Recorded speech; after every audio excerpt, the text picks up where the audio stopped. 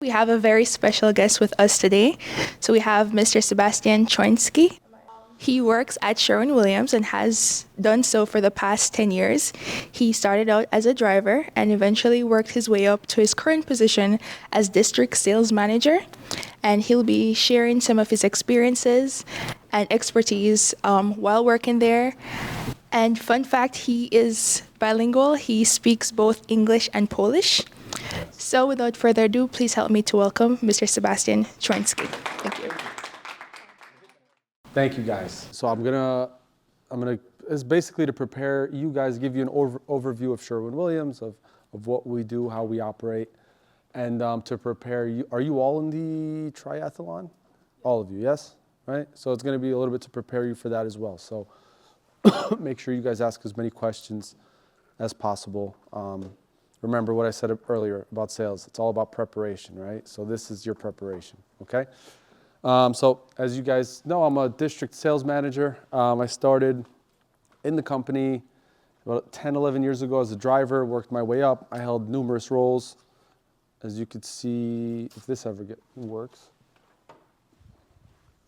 There we go. So I'm in the Metro New Jersey district, decided to work now. Okay. So my team covers all of northern New Jersey up to New York, PA, down to about Asbury Park, okay? And we handle the commercial market segment, okay? Okay, this is my career path. So I graduated Baruch College. I don't know if you guys have ever heard of Baruch College. It's in Manhattan.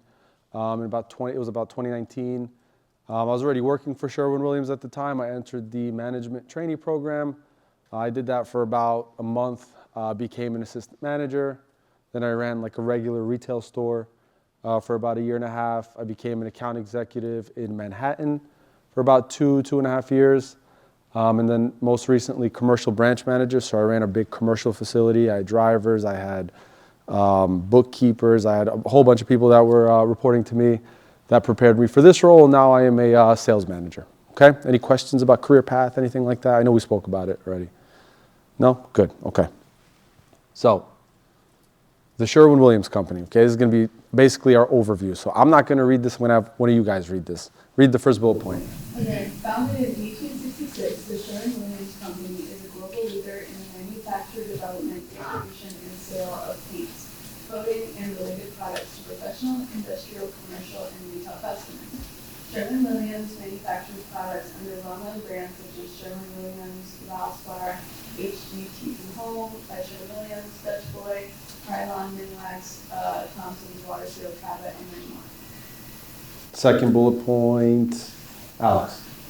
With global headquarters in Cleveland, Ohio, Sherwin-Williams branded products are sold exclusively through a chain of more than 4,900 companies, operated stores, and facilities where the company's other brands are sold through leading mass merchandisers, home centers, independent film dealers, hardware stores, automotive retailers, and industrial distributors. The Sherwin-Williams Performance Coating Groups supplies a broad range of highly engineered solutions of the construction, industrial, packaging, and transportation markets in more than 120 countries around the world. Good. And then last bullet point, where Sherwin-Williams shares are traded on the New York Stock Exchange, okay? I know you had mentioned that to me earlier. Again, just broad overview of the company, right? We sell coatings for basically everything. Airplanes, bridges, cars, homes, steel, whatever substrate you're trying to coat, most likely we sell that product, okay? And I don't want you guys thinking about that too much, just an overview. You guys don't really need to know that we sell paint for planes, right? Like that's not gonna be part of this, but I thought it'd be cool for you guys to know just how big of a company we are. And like when I was in your shoes, I didn't know anything about paint. So I was like, okay, paint you just put on a wall. It's probably the same thing that you put on a bridge or a car, but it's not, right? So, so that's that, okay? Okay. All right. So, what are Sherwin-Williams' approach to selling? Okay. So, oh man, that wasn't supposed to. Okay, whatever. It is what it is. So as mentioned earlier, sales is about adding value for our customers, right? What do our customers value? Top 3 things on here, right? Very simple. Making money, saving money, and reducing hassle and risk for their businesses. Very simple. This goes if you're talking about any business, these are going to be 99% of businesses out there, right? Not just Sherwin-Williams. This is what they want to do. They want to make money, they want to save money, and they want to reduce hassle and risk to their business, okay? Now, how do we add that value for our clientele, right? We provide superior products, we deliver superior service, and we'll talk a little bit more about that in the next couple slides, and we support their needs with tools and resources.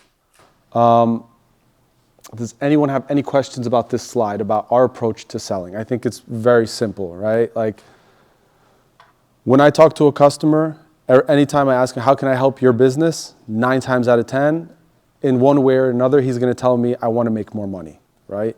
And that's up to me to figure out, okay, what can I provide him to help him make more money? Now, that could be a variety of things, right? What's the first thing that you guys think of when a customer that I sell paint to, like, how can I save him money, in your opinion? Broad. You don't have to think too deep about it. What's the easiest way? Go ahead. Cheaper shipping or free shipping. Cheaper shipping, okay, what else? Just consistency, to not lose time. Okay, so time, that's important, right? But like, think even more basic than that. Just give them like a lower, better price, right? Like, that's what everyone thinks of. Like, okay, I'm gonna help make you more money, I'll just get you a better price on a product, right? But that's not what our job as sales professionals is, right? Like, if it was that easy, everyone would do it, and eventually you're just in a price war, which never works, right? So you said something, saving time, right? How can I save a painter time? Think about it. On-time. Go ahead. On-time delivery. Boom, love it, right? Why does that matter? Because if you're late, then the project duration has to extend now to make up for the time that's missing. I love it. What were you gonna say? Right? Think about that. How much, I can give you the best price. I can drop the price 50%, right, for a gallon of paint. Now, does that really matter if the delivery shows up 4 hours late and you have 4 guys standing around getting paid $40 an hour waiting on that delivery? How much money did you just lose, right? You don't have to do the math, but think about that, right? That's why our service is super important, right? Because that customer, he might think he wants a cheaper price, but when you break it down to him, he's gonna say, okay, you're right. I'd much rather take the on-time delivery and not have to worry about when my paint's getting here than you giving me an extra $5 off per gallon, right? Saving them money. What's a way I can save a customer money? We just actually mentioned it, right? So let me go back to making money. How can I help my customer make more money as a company? Again, basic, right? Think about it. We sell paint to a guy who paints homes. How can I help him make more money? Go ahead. Like he said earlier, like insurance on time so they can get like the project done on time and move on to the next client. Okay, that's good, 100%. So time management, right? We can definitely help with that. What else? Labor scale. Effectively. Okay, explain that to me. If I'm requesting a certain amount, and I'm a business owner that wants to grow my company. If you physically can't meet it, then that could maybe not be the right fit for you. Sure. Yeah, that makes sense, right? So volume, what else? How else? I was going to say tools and resources, and you guys have tools that helps like paint stuff quicker, things like that. Yeah, so our actual like physical tools, right, for getting the project done quicker, more efficiently. What else? Alex, what else? Network. Networking. Before, Okay. So people connect point A to point B. 100%, right? So if I know you're a painter, right, and then I know I have, so our job, again, as salespeople, a little background, so we're supposed to network, right, with, let's say, a developer. A developer's building a big project, right?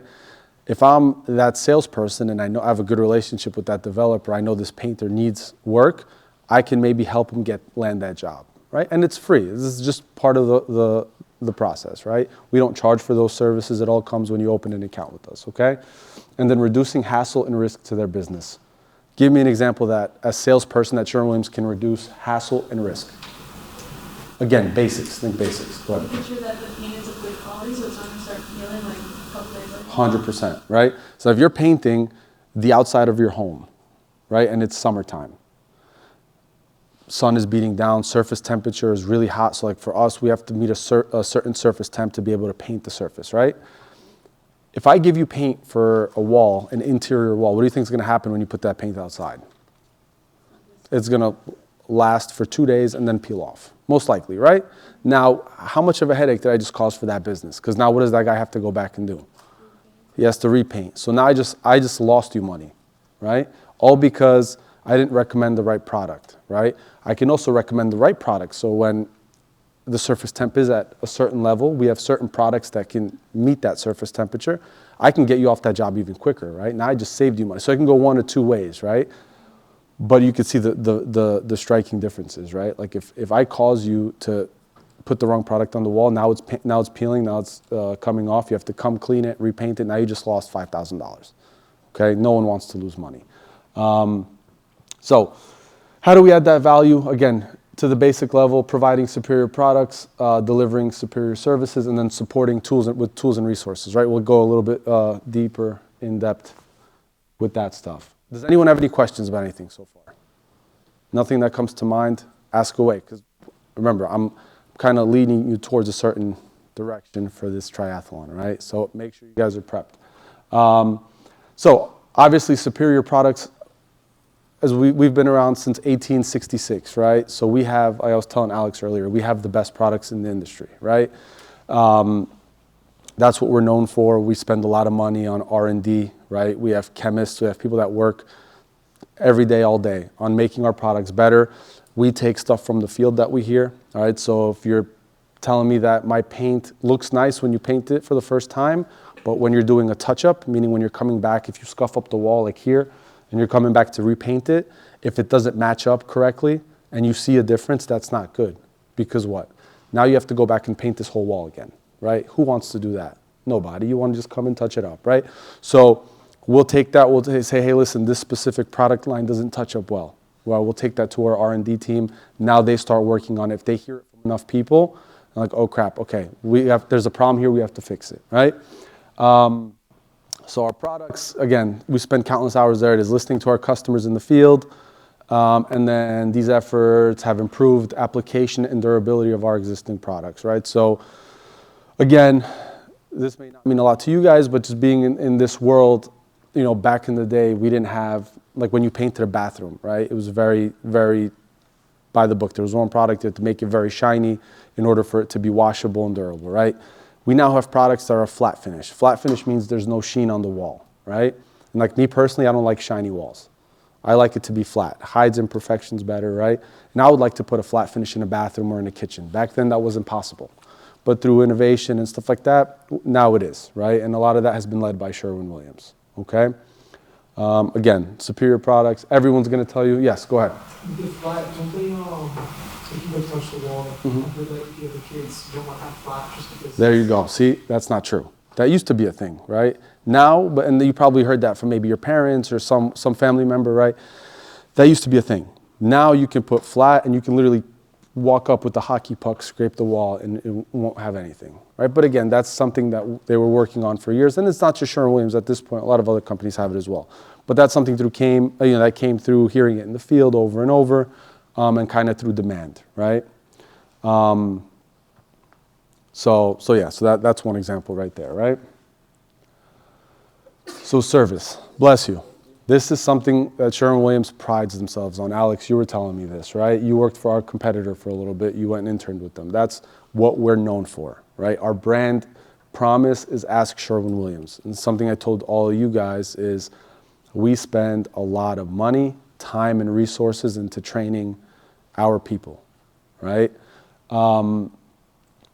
That's what separates us from all the competition, right? When you walk in, how many of you guys have walked into a Home Depot? A lot. How do you get treated when you walk into Home Depot? Be honest. When you first walk in. Go ahead.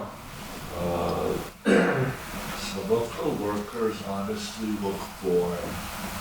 Do they even acknowledge that you're there a lot of the time? No. Yeah, they say like hi. Yeah. You can ask if you need anything, but that's the most engagement. Yeah, that's it, right? Who else? Who else has had an experience? Anyone? Right? You kind of walk in, and again, they're amazing because they have everything, right? They have, if If you're doing a project at home, they have the sheetrock, they have the tools, they have the paint, they have everything, right?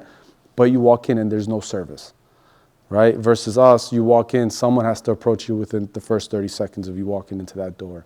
And they have to assist you with the project if you're a homeowner, right? Or a contractor, it doesn't matter, okay? And that, for me, that goes a long way. Being in sales, I love when people sell me. Like, I will pay a little bit more if you sell me. I'm weird like that. My wife hates it, right? But like, if I walk in somewhere and if I'm clearly confused looking for something and I'm walking around and no one's helping me out, like, I will get back in my car, I'll go somewhere else. Because you don't care. It just shows me you don't care. You know that you're there, you know that you have all the supplies and tools, and you know that I'm gonna have to buy from you anyways.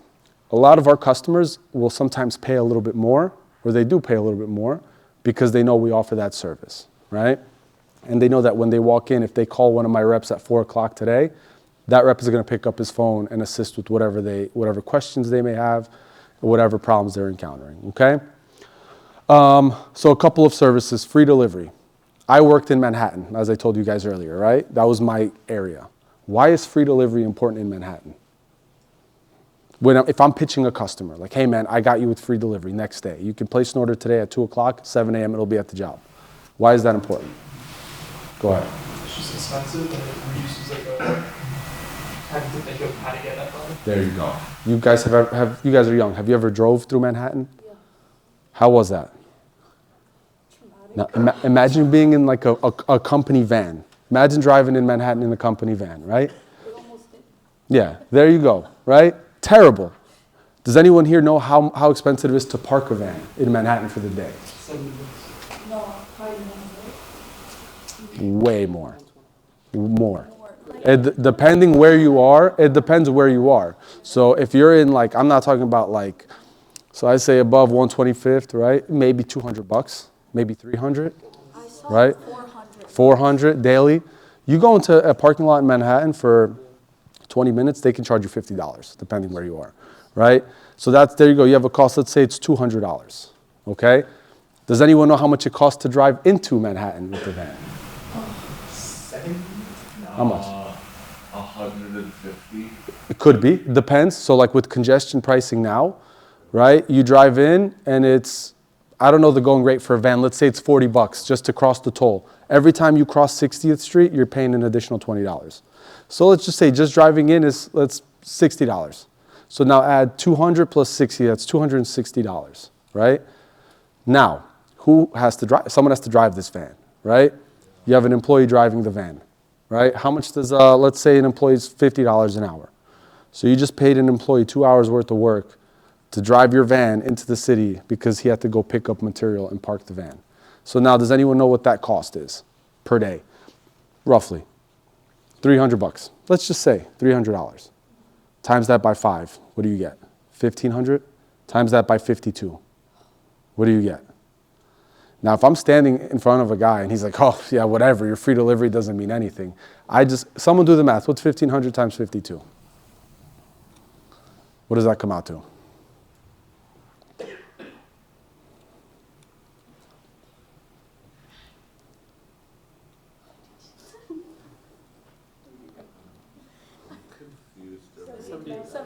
$78,000.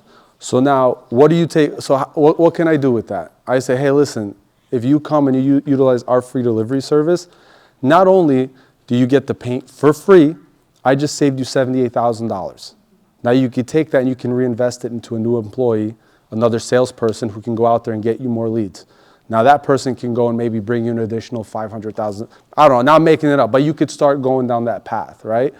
And again, if you don't know how to have those conversations, it's simple. It's $78,000, right? Let's say he's not working every week. Let's say he works half. That's almost 40,000, 38,000 bucks, right? That's a lot of money, right? Think of the vacation you can go on with that money. If they have kids, if they have a wife, if they have kids, hey, take that money, put it away for your kids' college, whatever it is, whatever that thing is that you may see in them, right? But quick, again, free delivery, right? 24-hour ordering. Why is that important? Our stores are open 6 to 7, or 6 to 6 now, I'm sorry. Why is that important? So now, just so you guys know, you can literally go on anytime, place an order, and have it ready for pickup or set it up for delivery for next day. Why is that important?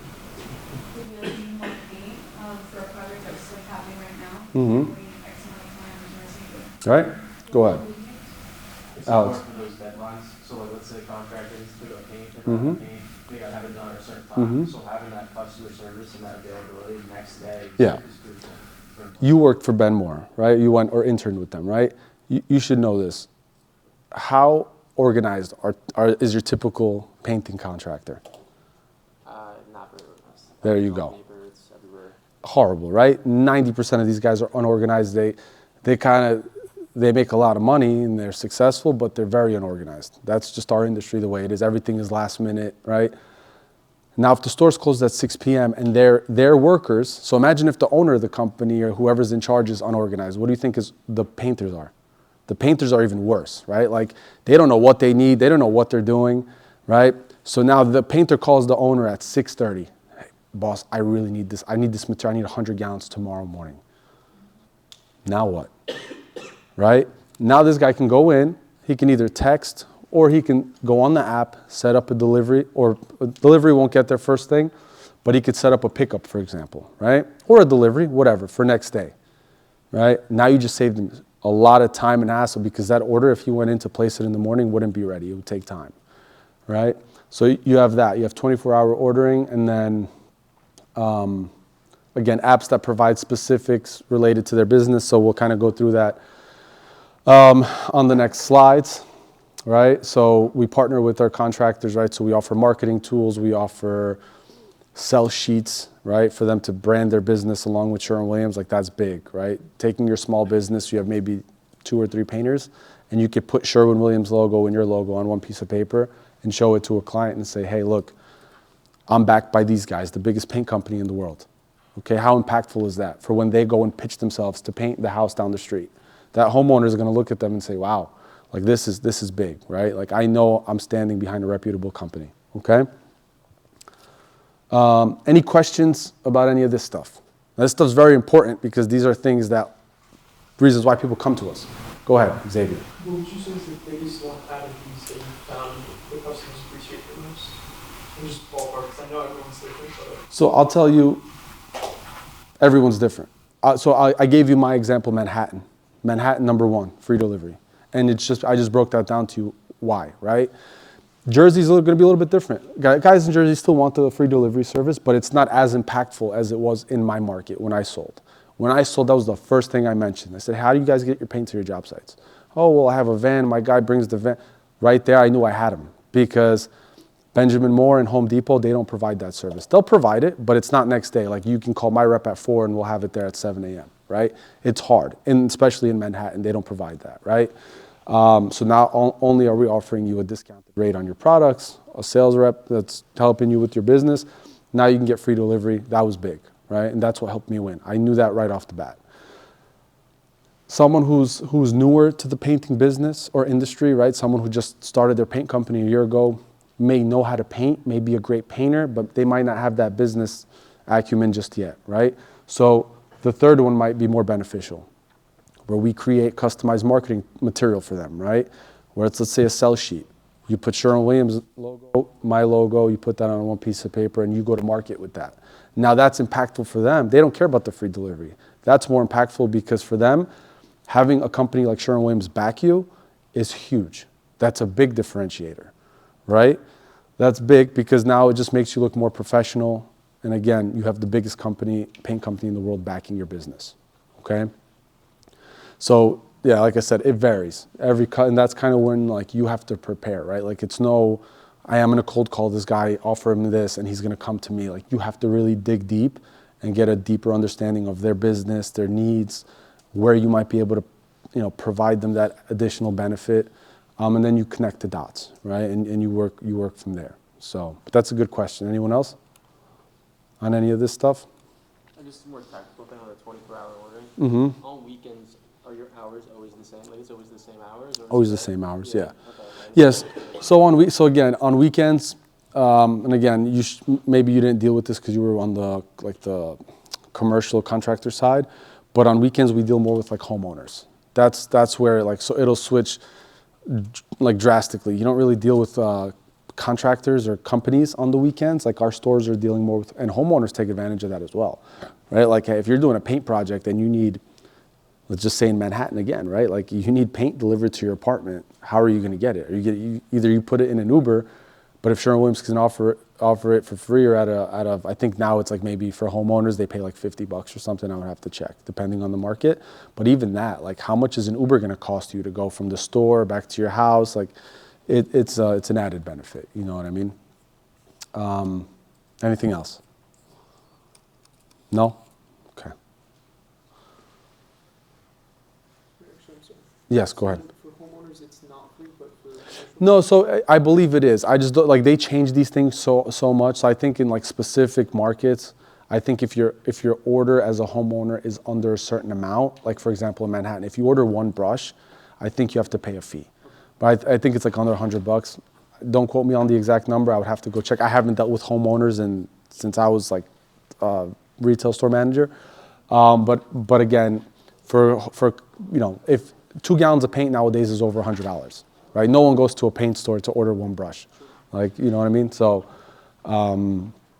yeah, but the hours are all the same. Okay. Okay.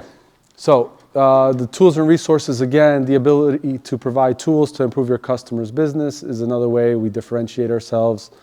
Tools that help painters market their business, bid a job, or find additional workers. So again, marketing tools, right, that you can go to market with our logo, your logo, have Sherwin-Williams back you.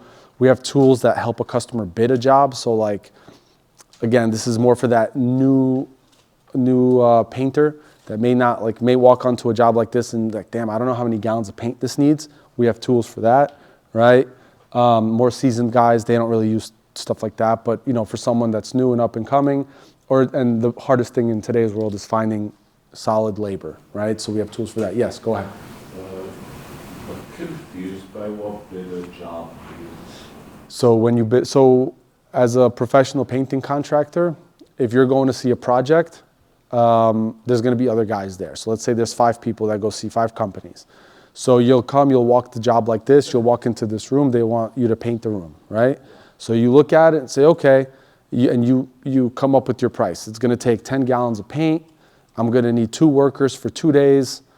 It's going to cost me X amount. I still have to make some money, so I'm going to add a 40%, 50% margin, whatever you want, to that job. That's, then you take that and you give it to the owner. And then the owner receives your bid and everyone else's bid. And they look at it and say, okay, well, this one's too high, this one's too low, this one's right in the middle. Maybe I go with the guy that's a little bit higher because he has a better reputation. Maybe he marketed himself with Sherwin-Williams and it looks more professional, whatever it could be. But that's what it means to bid a job. Okay, good. So again, find workers, right? That's big too, like helping guys find good quality workers. That's tough in today's world, right? Ever since COVID happened, we've had a dramatic shift in the labor force, right? People want to work from home now, right? That's the thing. Unfortunately, in our industry, you can't paint from home unless you're painting your own home. So, but we have programs and tools and resources to help them with that as well. Okay, so, and again, that might be a conversation the guy has with you. Hey, how can I help your business? Well, I have everything to expand, but I lack the workforce. Right now, if you give him that quality workforce, he's going to say, shit, Sherwin-Williams helped me level up my business. I'm going to repay them. I'm going to use them for my upcoming jobs. Okay. This is a paint maintenance guide. This was more relevant to your guys' project last year with Newark or with Prudential Center. I'll give you a little sneak peek. You don't really need to know about this. This is essentially for a school like a university, right? When you guys paint, my rep would give your university a paint maintenance guide and essentially tells you, okay, you guys did all the painting. Every accent room and all the classrooms in this building is painted in this color and this product. Okay, every other wall is painted in this product, this finish, this color, and it's something that whoever's in charge of maintenance in the school has a book from us, okay, or like a PDF file. And they say, okay, this classroom needs to be repainted, let me see what I need. All right, so super beneficial, because now think about how many walls, how many rooms, how many ceilings are in this university, right? So for them, it's easy. It simplifies their ordering process. for that, okay? You can also do this for homeowners if you're a professional guy who paints homes, right? So if your company paints a home and you want to leave it for the homeowner, that's something we can offer as well and say, hey, listen, I just did this paint job for you. This is the product I used. This is the color. This is in your baby's room. You wanted pink. This is the pink we got. This is the paint if you ever need touch-ups. In your living room, you wanted this. So it's another added benefit that you can go to market with to help them out as well, okay? Any questions on this? No? Okay, I know we're running short on time. I'm gonna speed through a little bit. Okay, big piece of selling here, right? Understanding what's important to the customer. So we teach all of our salespeople, I'm sure you guys are learning this in this club, right? Asking questions, listening, probing, opening the call, and understanding how people communicate. All super, super important. You have to be comfortable with every single one of them to be an efficient salesperson. I wouldn't say either one of these is more important than the other. It's kind of the overall package, okay? Asking questions. Okay, it's the primary way we obtain information, obviously, right? Different questions to ask. So open-ended questions, give the person a lot of options to respond. So if you're asking someone, hey, do you like the color blue, right? That's not an open-ended question. That's a closed-ended question, which is at the bottom. There you go. Mid-range questions, a little bit more specific, right? Who did this, who did that, what, where, when, and why. And the ones I love the most, right? When you're on a sales call with the customer, you want to get them talking. The most important thing. You let them talk and you listen. You ask a question and you retain the information. Okay, and as they're talking, you're listening and you're thinking of ways to respond that are beneficial, right?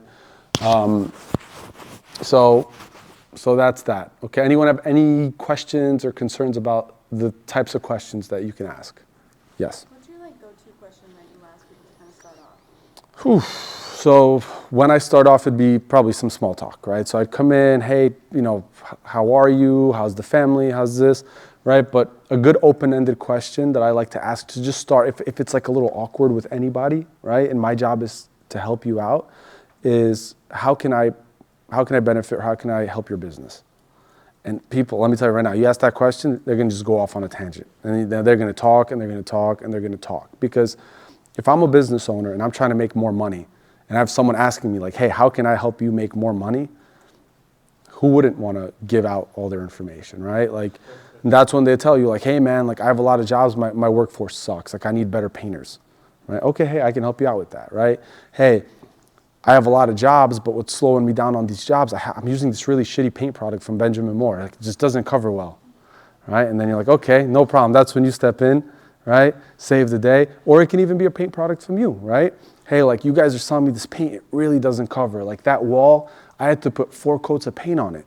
Like this product really sucks, man, right? And then I would yell at my salesperson for recommending the wrong thing. But then you're like, okay, tell me more. What are you using, right? And you go down that path, right? Because now he's losing money. Not only is he burning through material, but he has a guy standing there painting a wall 4 times, when really it should only be 1 or 2, right? So it could be anything. But I love a good open-ended question because it gets people talking, right? That's the most important thing. You have to figure a way out to get them to talk. Because if they don't talk and you're talking, like how I'm talking to you guys, imagine if you were my customer. I would know nothing about you guys. Because I'm just going on and on and on, right? But again, all 3 of these are important, right? There's a time and a place for every single question, open, mid, and close-ended, okay? Questions, concerns about these? No? Yes, Xavier. When you're walking through a client, Mm-hmm. how many times would you say you meet with them? And is that focus on how you ask the questions? How many times am I meeting with them? So that depends how many times I have to meet with them, right? You want to always think about ROI. So every time like when I ride with my salespeople, I ride once a month. I'm with my sales team just to help them out, check up on them, go see whatever big clients, right? So I tell them, I don't care about like quantity. I want to put me in front of the biggest customers that have the biggest ROI opportunity, right? So like if you put me, if you put me in front of a customer and we stand there and I know that he's already buying everything from us and that call was pointless, I really, like, what did that do for me, right? But if I know, like, hey, I can meet this guy, if I meet him 4 times, it's never like that, but let's say I met him twice, I'm like, I almost got him. Maybe a 3rd meeting or a 4th even, if that's is gonna take to get that customer to start buying from us, like, I'll meet with them 5, 6, I don't care, 10 times if I have to, right? But if I know that there's no point to it, I'm just wasting time, right? Sometimes it's 1 meeting, sometimes it's 2, right? Sometimes it is 10. Like, I have customers I have to check in on once every month, right? Because they spend a lot of money with us. They want me to check in with them, specifically me, because, you know, they like to feel happy that the sales manager's calling them, not just the rep, right? So it really depends. And that's kind of, as you guys, like, whatever field you go into, right, or whatever industry, you're gonna gauge that, right? You're gonna say, hey man, like, that guy, I can call him once, I can shoot him a text once a week, and he's gonna be happy with it. But then you have other customers, you might have to see them face to face once every 2, 3, 4 weeks, okay? Anything else? About questions? No? Okay. Simple questions to ask a customer. So there you go. Tell me, describe, discuss, share, bang. Tell me about your goals I didn't even know that was on there. So tell me about your goals for the year, right? Like, what do you want to achieve? It's a great time. We're Q1 of a new year, right? I like to ask my guys, like, all right, you did so and so amount of revenue last year. What do you guys want to achieve this year? Do you want to double it? Do you think it's going to be about the same? Are you aiming for a 25%, 30%? And then they start talking. They give you the answer. Okay, great. You want to grow your revenue 30%. How can I help you in that? Right? Now they talk even more, and you just keep it going, okay? Mid-range, again, who can help you achieve your goals? Can Sherwin-Williams help you achieve your goals, right? Kind of more basic questions that are going to give you a little bit of a shorter response. And then close-ended, right? So that's, again, do you have experience with Sherwin-Williams? That's either a yes or a no, right? Have you used our products, services, or tools in the past? Again, a yes or no question. So, right? So there's a time and place for them, right? Does anyone have any questions about the questions? No? Sure? Go ahead. For the last one, how much due diligence do you expect your customer to have done beforehand? With the, like, have you ever used our products question? So meaning, do I expect them to have used us, or like so here, I'll give you guys, we're in a unique market for us here. We don't have a lot of market share, okay? So a lot of times when I ask this question, they haven't used us, right? But in other parts of the country or the world, like if you go to, again, I mentioned Colorado. If you go to Colorado, or if you go to Cleveland, where our headquarters is, if you're dressed in like business attire, they know that you work for Sherwin-Williams, because we own the city of Cleveland, okay? Like, they know my schedule. Like, I'll land in Cleveland, the woman will look at me in the hotel we stay at, and she'll know my schedule before I get, like, the printed out paper. Like, she knows I have an 8 a.m. meeting in this building, I have a 9:30 here, like, they just know, right? So you can listen, you can ask a question like that, and they might tell you, like, yeah, I used your product and it freaking sucked. And now you're like, oh shit, like, now this call just went sideways, right? Like, now where do I go? So that, you know, again, asking a question like that, it could go in a million different directions. Okay. I do have a question. Yes. Not particularly pertaining to these questions here, but I would like to know, in terms of like sales pitch, or, you know, just trying to get the customer to be engaged with you, what kind of demeanor and kind of approach do you want to have? So me personally, I like to mirror whoever I'm speaking to, right? Can you say that again? Like, I like to mirror somebody. So, like, let's say I'm talking to Mike, right? Mike's a very chill, laid-back guy. So, like, if I'm talking to Mike, I'm talking like this. I'm going to sell him like this, right? But if I talk to someone like in Alex is outspoken. He approached me, started asking me questions. I'm going to be more upbeat, right? Because if I go to Mike and Mike is sitting there and Mike is very chill and whatever, and I'm like all up in his face, like, yeah, Mike, I got this thing. I got, like, how many of you guys met Sal? Right? Sal is like Mike, look at his reaction, right? Like, I know Sal was in here dancing like, hey man, I'm going to sell you this, right? That works, but the person has to be receptive to it, right? If If you're a very laid back person, like you want to match it, right? So like I'll even look at someone, their body language, right? And if they're standing with their arms crossed, naturally just cross your arms. Like you catch yourself doing it, right? You want to match whatever they're giving back, right? If they're explaining something to you and you're nodding your head like this, right? It doesn't look good, right? If they're very excited and energetic and you're just standing there like this, you're like, yeah, I have this paint. Do you want it? They're gonna be like, who is this guy? Like, get out of here, right? So yeah, like I like to match whoever I'm speaking to. Okay, I think in any industry, right? Like you want to come up or down to that person's level, their communication style, that level. If someone likes to talk a lot with their hands, like the first time I met Sal's very energetic, right? I took over his position. He like gave me a hug. He did this. Every time I met a new customer, the first thing they asked me is like, are you gonna rub my back like Sal did? I don't know what that means. Sure, right? Like he was just that guy. Like he was like a jock kind of guy, right? Like big in your face.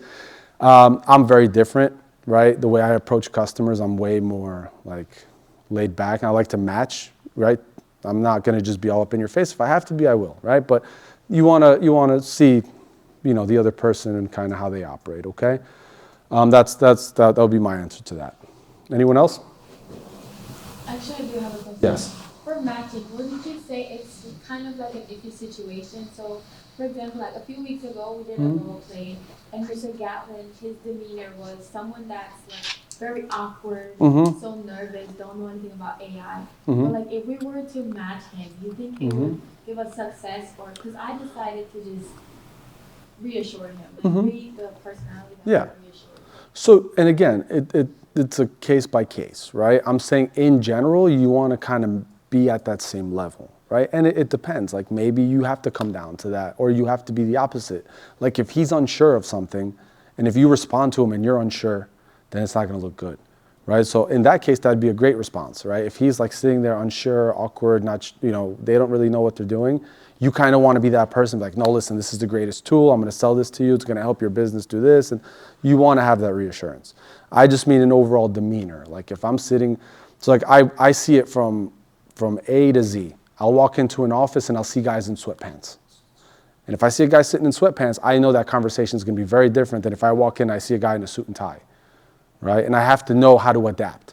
If I sit down with the guy in sweatpants, right, 9 times out of 10, it's not going to be as professional and as buttoned up as it will be if I walk into an office and the vice president's sitting there and he has a suit and tie on, right? That's kind of what I meant by that, right? You want to match your audience, or you want to reflect in the right way, okay? Yes? For the mid-range question, can help you achieve your goals. What kind of response are you looking for? Because what if they say they don't know or something? There you go. I love that. Okay, so like you don't know who can help you, I can help you, right?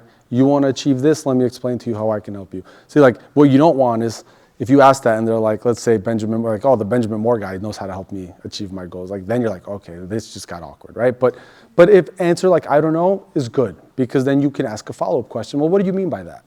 What do you mean you don't know? So you told me your goal is to double your revenue. What do you mean you don't know? Well, I don't know how I'm going to achieve that. Well, what do you have in your mind? And you just get them talking. And eventually they know, they just kind of have to get it out of them, okay? Anyone else? We're really, okay. So questions, we might skip this because I think we're running really tight on time. So it's just a questions activity, but you guys did a nice job asking. So listening, another important piece of sales, okay? And I'll tell you guys how many times I've seen my salesperson be on a sales call and it's going phenomenal, like phenomenal, right?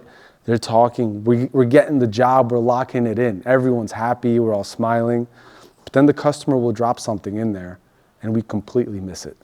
And it could be something small. Like it could be like, hey, I had a great breakfast this morning and I ate pancakes at this pancake spot, right? And it may not mean anything in the moment, but then in 2 weeks, down the line, or he says like that he hates pancakes from this pancake spot, right? And you're having a great relationship, and then you're like, you know what, Mike, or you know what, Alex, I want to take you out to breakfast. Meet me at this spot for pancakes, right? And the customer like, I just told you I hated it, and you just invited me to breakfast? Like, the hell? Like, do you even care about me or my business, right? And you guys are laughing, but I've seen that happen, right? Like little random things like that could really set it off.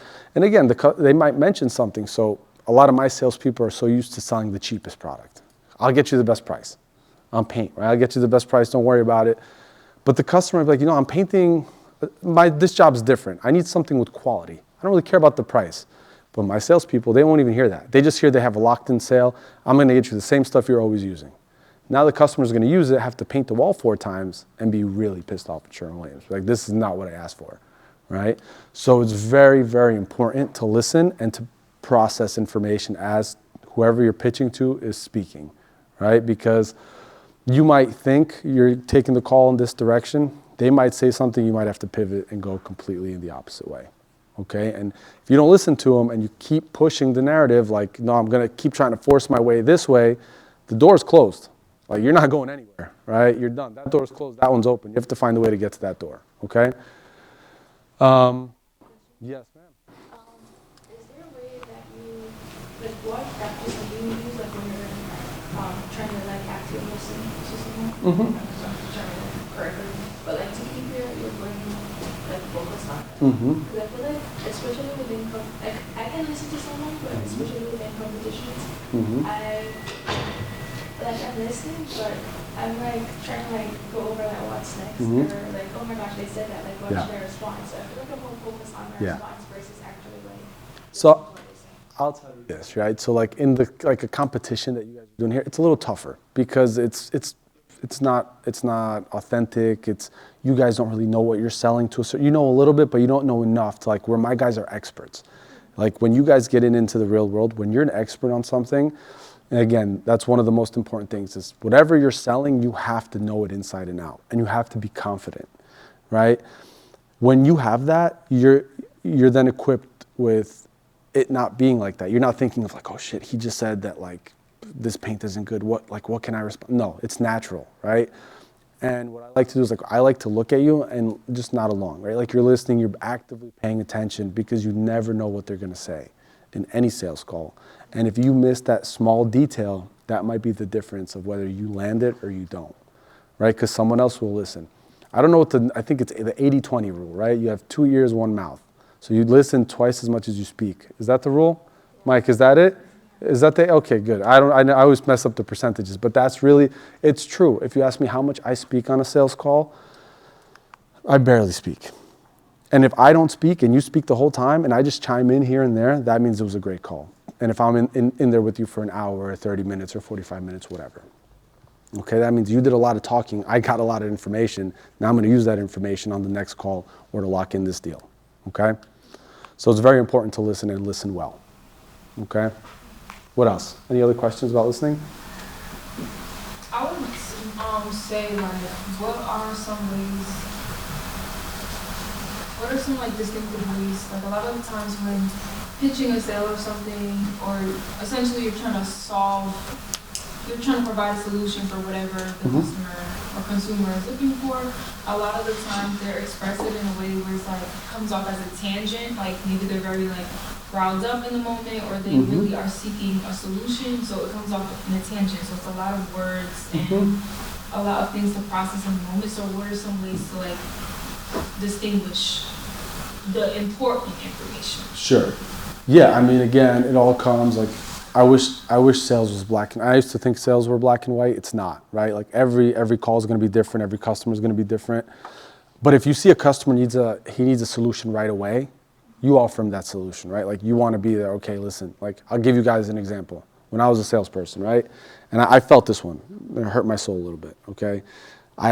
They had given me a client that never bought from us.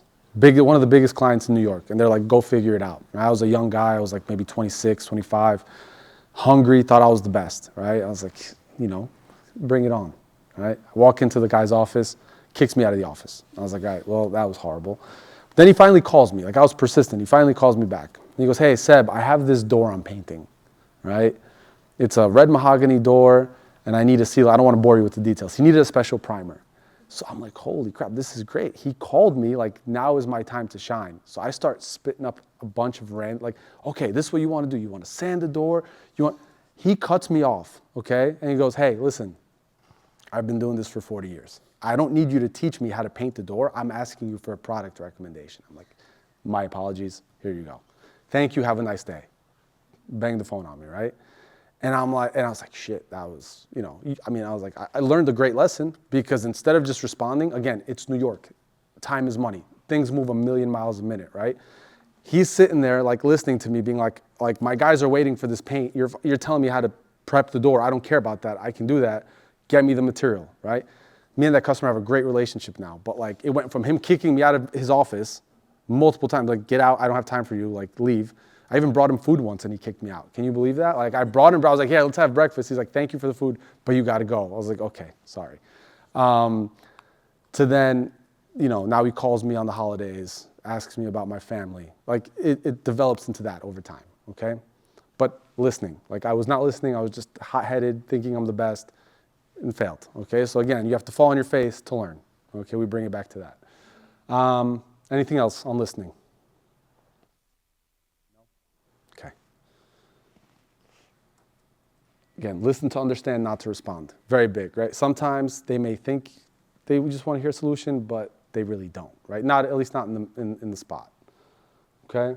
Probing occurs when you ask someone a question about something they said, you listen to their response, and then you ask another question, but again, we've just been talking about this, right? You ask them a question, they respond with, I want to grow my business. Okay, tell me more. Now you're probing. What do you mean by that? You want to grow your business. That could mean you want to buy an extra truck. I don't know. What do you mean? All right, well, I want to increase my revenue by 25%. Okay, great. How do you plan on doing that? Now that you keep continuously probe until you get all the facts, that's when you respond. Well, listen, you told me that you want to save more money, you want to get off the jobs quicker, you want to do this. I have the solution for you. Why don't you try this product, right? It costs 25% more, but you're going to save on labor. You're going to save on, because your guys are going to be able to do 2 coats instead of 4, right? So then you do the math for them. Hey, you got 4 painters at this job. You can get those guys off the job quicker.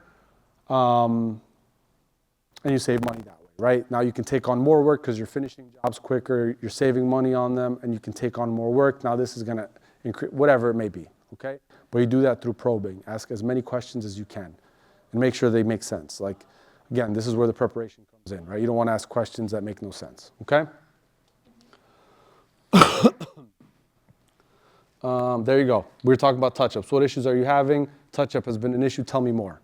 How are you touching up? What product are you using? What roller are you using? What brush are you using, right? Sometimes it might be the wrong brush, okay? Okay, important to have a good start to the call. Again, opening the call. Again, when you said sales pitch, right? You want to make sure, if you take that wrong step in the beginning, it's hard to recover, right? You want to talk, you want to smile, you want to be energetic, right? We talk about the importance of understanding what a customer needs and wants, but it's not just, you can't just start the call. Again, process. I like to do it with small talk, right? I know all my big customers. So for example, if their soccer team wins or loses, like if they lose, I'm going to bring it up right away. Like, hey, Mike, what happened to Real Madrid this weekend? They just lost 3-0, right? I'm breaking the ice, making it not awkward, and then we eventually get into business, okay? And again, that's when you kind of learn, you prep, and you ask questions, and you know how to start that small talk, okay?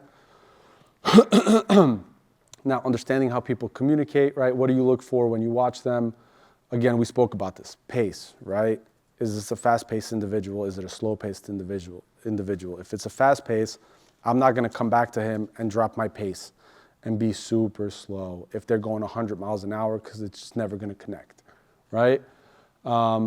Is this person very structured or not? Again, I bring up that example of when I walk into an office and I see a guy sitting in sweatpants versus a suit and tie.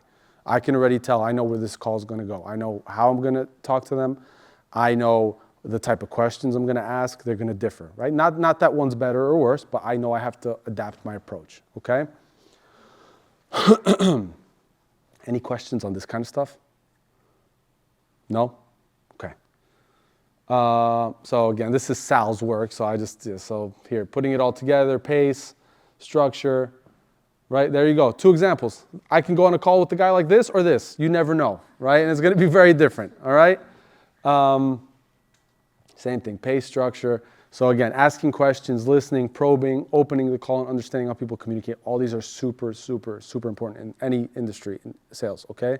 You want to be good at everything, okay? If you ask me what thing the most, I will tell you there is not one thing the most. You have to be good at all of them, okay? You have to be comfortable asking questions, sometimes tough questions.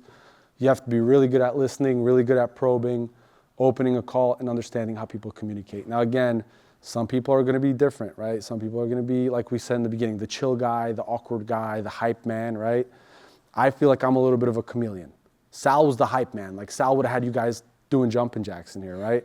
I can do that, but I can also adapt and be like the very quiet, mellow type. Sal could too, but again, that's my style. I like to adapt to whoever I'm speaking to, okay? I have a question. Yes, ma'am. So do you believe in sales that you have to be more performative to essentially achieve, to close the sale?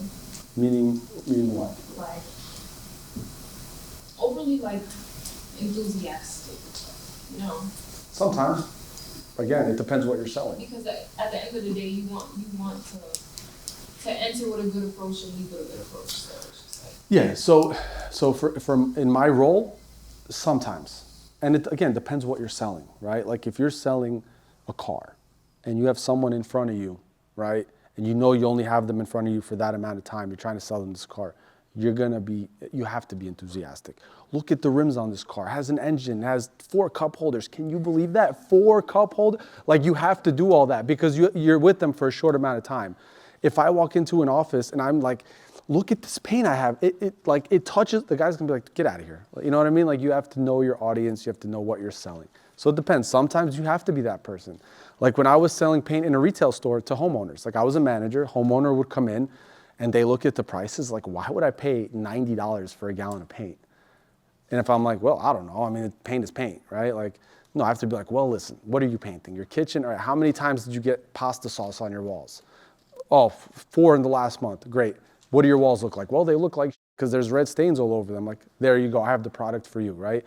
You buy this product, when you wash the wall, it's gonna come right off. You're not even gonna see a mark on that wall, right? Like, again, you have to be enthusiastic when you talk about it. If I'm talking about it and like, yeah, you know, I know. It is what it is. Like, paint is paint. I don't know why you would pay $90. Like, it's an okay product. Like, no one's gonna buy from you, right? But again, in this role, when you're walking into an office, sometimes you don't have to do that. Sometimes you sit down, you have a normal conversation. Sometimes you don't even talk about paint. You talk about the Giants, or I'm not a football guy, but whatever. The football game that happened last night, right? Like, so again, they're again, not black and white, right? For this competition, again, it's also not gonna be like, you're not gonna have to go in there like, oh, look at this. No, that's not how we operate, right? Like, what else? Is that it? I don't know if I just turned it off or like it just finished. Done? Okay, done. Good. Thank you guys. Any questions before we end? Yes. How personal do you get when you're building rapport? Like the first time? Like the first day I meet somebody? Yes, because our professors tell us, like, you don't want to, or maybe it was Sal, someone told us, you don't want to ask, oh, how was your day? Because what if they say, oh, my granny just died? Then what do you say? Or you don't want to ask them a personal question. They're like, who are you? Why are you asking me this? Well, how was your day? I feel like I've never, I mean, it could happen, but you could flip that, right? Like, I'm sorry to, so because let's say you don't ask that. And then the person's like in a really shitty mood. And you're like, damn, do I suck that bad? Like, I'm sorry, you know, but if you ask, like, okay, this makes sense. So let me not even try to pitch this person because their grandma just died. Let me get out of here. Like, listen, I'm so sorry. Go deal with what you have to deal with. I'll call you another time. You know, my condolences, right? You just walk away. That's it. It's a win. But if like you don't ask him that question and he's sitting there and he's like thinking about his lovely grandma that just died and all he hears is you yapping about this paint, he's going to be like, I hate this guy. Like, he's going to always think back of like this guy tried to sell me paint when my grandma just died. Like, get out of here, right? So again, so you see how you can flip that. Go ahead. I think in the finals last semester, like Sal's dog died or something. Like in the middle of the sales, like they're selling and then his dog died and he's like, yeah. Like, how do you respond to that? Because some people like skip over it. Some people were like, oh, I'm sorry for your loss. Me personally, again, it's a competition. You guys have to do it different. But in the real world, like if that happens, you see it really affects somebody, I'll tell my guy, like, enough. Let's go. Listen, my apologies. Your grandma died, your dog died. Go be with your family. Please, like, let's not talk about business. It's not time for that right now. And you walk away, right? Because they might also not care. Like if Sal's like, oh, whatever, I hated that dog anyways, then whatever, it goes, But unless you know, and unless you know that's the response, you want to cut it. You really don't want to be that person, in my opinion. And I would tell my salespeople right away, like, stop, right? Don't call on them. Let them be. Let them go grieve, right? That's it. Okay? Does that answer your question? But again, the first time you meet someone, it's again not black and white. You might meet somebody and you might not even know that they have a child until your fifth meeting with them. Versus I've met guys and within 15 minutes, I've known their entire life. I know how many wives they've had. I know that they go on vacation every year to Brazil. I know that he loves to drink a certain type of whiskey, all within 15 minutes. And when the guys are like that, you open up as much as you want to, right? You talk to them whatever you see fit, whatever you want to share, right? But again, it's a case-by-case scenario. Okay? What else? I hear a lot about competition. What is that about? Because this is my first semester joining this club, so I'm not that. So Mike could answer that. So there's a triathlon, or Alana, you can answer? It's March 3rd and 4th. It's a Tuesday and Wednesday. It's coming up to it's 3 components. It's a mock interview, a speech, like a 2 minutes pitch to someone. And then there's also a role play where you are selling games to a customer. Yeah, so we'll be doing Here or Valley? Okay. The registrations are open. The registrations are open. I think I registered. Okay, good. Okay. Anything else? Guys? No? Well, I'm going to see you guys in 2-3 weeks, right? It's coming up, 2 weeks, yeah? And if not, I think you added me on LinkedIn. I think someone else might have added me on LinkedIn. You added me. You guys, I don't have it. Just type my name into LinkedIn and you'll see. Yeah, you could, yeah. Send it in the chat. Yeah, send it in the chat, yeah. You guys, if you guys have any sales-related questions, and again, there's no dumb questions.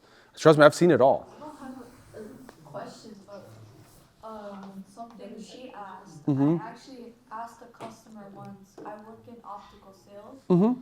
I asked a customer once, like, oh, how are you? Like, how are you doing? And she's like, oh, I'm in the middle of a divorce. Yeah. Mm-hmm. And Again, okay.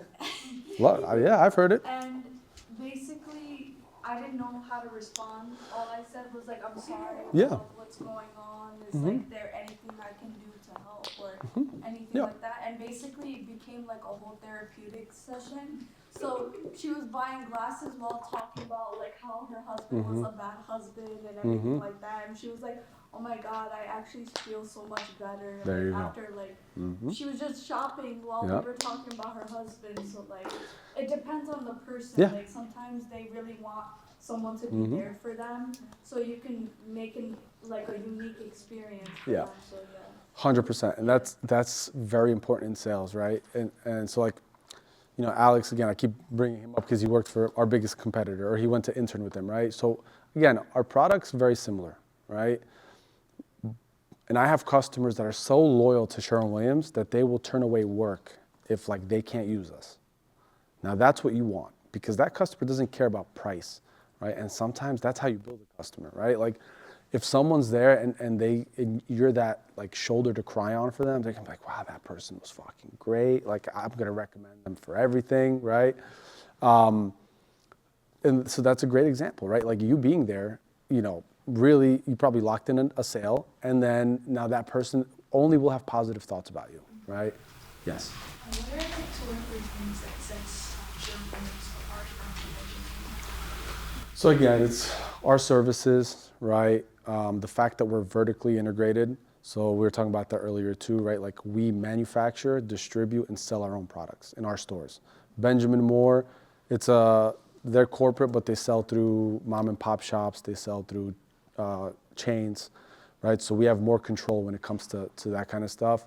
And again, like our products are, I don't want to say products, I would say our services and the fact that we're vertically integrated, right? We're the biggest in the world when it comes to paint. Unfortunately, I do have to go because I have No worries. Thank you for stopping by. I really enjoyed what I heard so far, Thank you. and I look forward to being engaged with all of you. I'll see you. Bye. Yes. Thank you. Thank you. How does COVID factor into a sales interaction? Like I used to work in retail. One customer asked me for help signing up for the rewards program. Then I tried to help her with the phone thing and she said, oh, like stand back, I don't want to get COVID. Yeah. So that was, I mean, thankfully, that was tough. I mean, we don't see that as much anymore, but you have to respect the person's wishes, right? So whatever that may be, right? I mean, again, I worked in New York, and when I'm telling you, I saw some characters in New York City, right? I mean, you just never know what you're gonna run into. So you just always wanna be respectful, right? You wanna say, hey, listen, I get it, I'll stand 6 feet apart, let me just guide you on the phone, right? There's a way to make it unawkward, because I'm sure that was probably awkward, right, when it happened. Yeah. Yeah. Yeah, I mean, listen, the more you guys do this, nothing will catch you off guard. Like, you'll just run into so many random things. Like, one time I was on a sales call and I just saw a guy running with no pants on the street. I'm just like, okay, you have to be professional, just keep selling him paint, right? Like, it is what it is. But always be professional, always, maintain some type of respect and, yes. What would you say, since you get no's very often, what would you say the odds you do that? Because that can be very discouraging, but have you not been personal? You always learn from it. So never, remember guys, as soon as it's like anything in life, as soon as you enter, you punch in or whatever, you're in sales mode, take anything personal, it has to bounce off of you. It's not personal. They don't know you. They don't know who you are. They're not saying no to you. They're just saying no to the guy that's selling them the product, right? So again, I mean, it's rare that you really flop badly, right? But you always, good or bad, like even when I have a good sales call with my team or with the member, I'll think back like, okay, what really worked here, right? Like, was it that we did a lot of preparation? Was it the fact that, we spent 20 minutes instead of 5 with the small talk and only 10 minutes on business? You always want to reflect. And if you really bomb a call, like, shit, okay, I got to learn from it, right? So you always want to make sure that you gave it your best shot.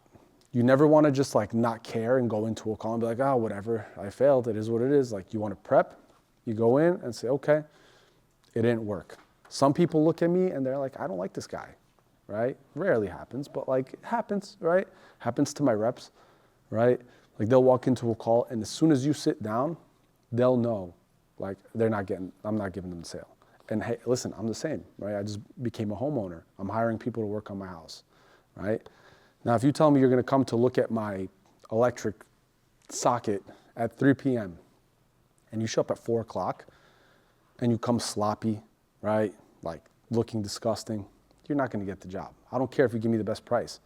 For me personally, if you come on time, you're professional, you're nice, right? I'll even pay more to hire this person, right? Because it is what it is, right? So just always learn. Always learn. Sales, you'll never be, I'll tell you right now, if anyone tells you they're an expert at sales, they're not. No such thing. It's something that you can continuously evolve and get better at every single day. Okay? That's a good question though. What else? Yes. You mentioned earlier that what are some books you recommend for us? When I come back, I'll have a nice list for you guys because I have it on my Audible. I'm a big audiobook guy. Don't remember, I suck at remembering names of books, but I have 10 or 15 books I can get you guys for sure that I've read in the past that I would just pop on every morning as I'm going to work, right? Taking the train in to kind of get me motivated, get my mind right. I'll have a list for you guys for sure. And what are some podcasts that you recommend? So I'll tell you this, again, nothing specific. I don't go and look up a specific, so I like to take information in from a lot of sources. I'm not just I love this guy, I'm just only gonna listen to him. But I'm a big YouTube guy. I love the fact that you can go on YouTube and learn how to build a house, right? It's just so fascinating to me. So like I'll go and I'll find something, I'll like filter through whatever, and it doesn't really matter who, it just matters the fact that like, again, there's not one person that I'll say, go listen to him, he's the best, right? But one person that comes to mind, they have a show on Netflix. Like, anyone know Ryan Serhant? So he's a real estate agent in New York, okay? Came here from, I think, Colorado to be an actor, and like when he was 22, right? Ended up selling houses, has his own company now called Serhant, okay? One of the biggest real estate agents or companies in the world. He has 2 great books if you type in his name, Ryan Serhant, and you listen to how he came up. Essentially, he was on a show called $1 Million Listing. Anyone ever heard the show? Right? Probably heard of it somewhere. He got on that show before he ever sold a house. He faked his way. And he's talking about how he learned, how he bought a fake Rolex because he was in New York, right? Yeah, a Canal Street Rolex, right? I got a fake Gucci. Yeah, there you go. But like he knew he had to do it because to fit the mold of like a New York City high-end real estate, like you need to have something. Like he couldn't tell people he lived in an apartment that was the size of the bathroom here, or smaller. He had to make it work. And I love listening to his story because he went from that and like he has a dog in him, right? Like I always tell people as a sales manager, I want to see a dog. Like I want to see a dog in you. Like you need to go out and you got to be aggressive. Like I don't care if you suck, like if you don't know how to talk to customers, but if you're willing to learn, if you are just willing to fall on your face, like I will hire you all day. And he has that dog in him, and I love listening to his story. He's one of the richest people probably in New York right now. Like he's all in the span of 18 years, right? So he's kind of like closer to our age because all the other books are like about Warren Buffett and all these like that was like 1,000 years ago. I don't want to listen to that. I want to listen to something more modern, right? So he's really good. I love his stuff. And again, he has a show on Netflix, like a real estate show, right? So you can watch that. That's good too. Okay, Yes. This one is more so a personal question. Mm-hmm. You mentioned you work in New York. Mm-hmm. So I want to be a sales rep in New York just because I like the attitude. Like Mm-hmm. you just mentioned, like they have the dog in them. Mm-hmm. Like I don't want to be the shy, timid person. Mm-hmm. Like, what was your experience in New York? Like, did you have to cut crazy corners to gain access to the people in New York since they're always moving on time? Yeah, so like again, New York was unique because here I can Google a construction company, walk into an office. In New York, you're not doing that. Like if I tried to walk into an office, I'm getting arrested, right? So you have to be very creative. I wouldn't say cut corners. I would just say, it took more. It took a lot more, to get to, like here I can just walk in. In New York, if I knew I wanted to get to somebody, I might have to befriend person A who knows person B that will get me in front of person C, right? And in New York, again, time is money. So like New York it's one of a kind, right? Like LA is different, Miami's different. Like I know guys that work in Los Angeles, I know guys that work in Miami. Miami's chill. People are on South Beach drinking margaritas at 2 p.m., right? Like LA, same thing, kind of that like West Coast, like it is with like that chill vibe. New York is like the hustle and bustle. Like you got to be there, you got to be like, again, people are more aggressive, right? So like you got to be ready to take it. Like they're gonna yell at you, they're gonna curse at you, they're gonna tell you to go whatever, right? Like you have to be ready to take it. And it's just, again, you really have to work hard in New York. That market is unique in our world, right? And in anything, right? I can't imagine selling anything in Manhattan, right? Like it's just a unique place, okay? So again, you guys all seem to have personality. Like that's step number one. If you don't have the personality for it, you're not gonna achieve anything.